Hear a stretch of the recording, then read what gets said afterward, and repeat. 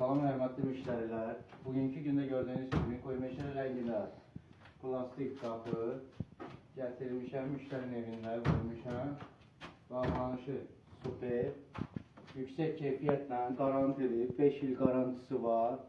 Əgər 5 il ərzində qapıda hər hansısa bir problem yaşandısa, müştəri əlini cibinə salmadan rahat şəkildə bizə xəbər edib, biz onu pulsuz, təminsiz şəkildə gəlib dəyişirik. Və yaxud da ki, o problemi aradan qaldırır. 5 il qapının garanti verilir. Pərviz müəllim, xeyirli olsun. Sağ ol. Can sağlığı ilə işlədəsiz. Xeyirli, həmişə xeyirli işlər görərsən. Filistəki, sən bizim ilk müştərimiz olduğun üçün sənin üçün endirim də oldu. Xeyirli, uğurlu olsun, can sağlığı ilə işlədəsən. Sağ ol.